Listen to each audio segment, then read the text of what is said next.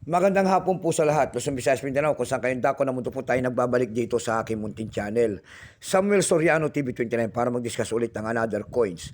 At ito po ay ating hilig pangulikta ng barya. Kaya ako tayo nandito nagsiseri ng kanilang mga halaga para malaman natin ang kanilang mga presyo.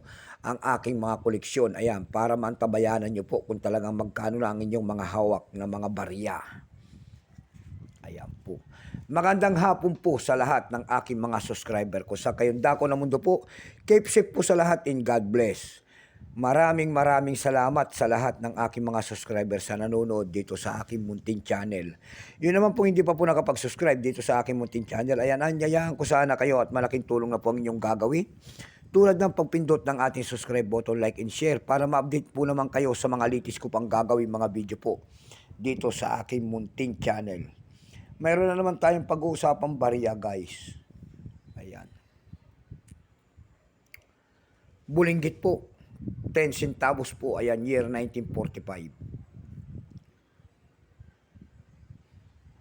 Ayan ang ating pag-usapan.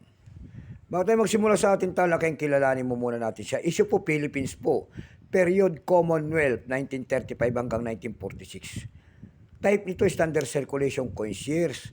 1937 hanggang 1945. Value nito 10 centavos po. Currency piso.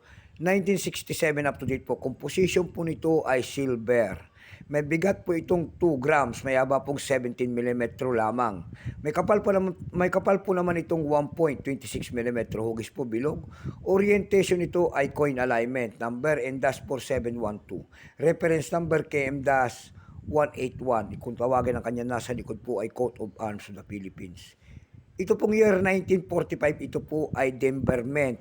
Ito po ay 48%. Ayan. Kung ilang piraso naman po ang ginawa sa barya sa atin ito, ayan.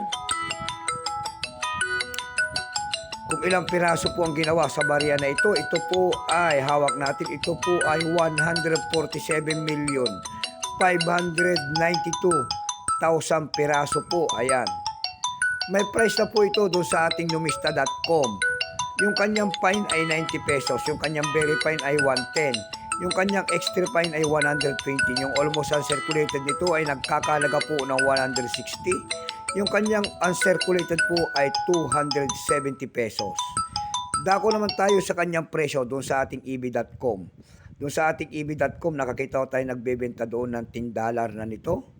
Mayroon naman doon nagbebenta nito ng $6.99, $6.55. Dako naman tayo sa Carousel PH. Ayan, sa Carousel PH po may nakita ko tayo nagbebenta doon ng 250 pesos. Nasundan po ito ng 340 pesos. Ang pinakamalit po doon ay 100 pesos. Ayan lamang po ang ating may babahagi sagad na. So hanggang dito na lamang po Luzon, Visayas, Mindanao kung saan kayong dako na mundo po. Keep safe po sa lahat and God bless.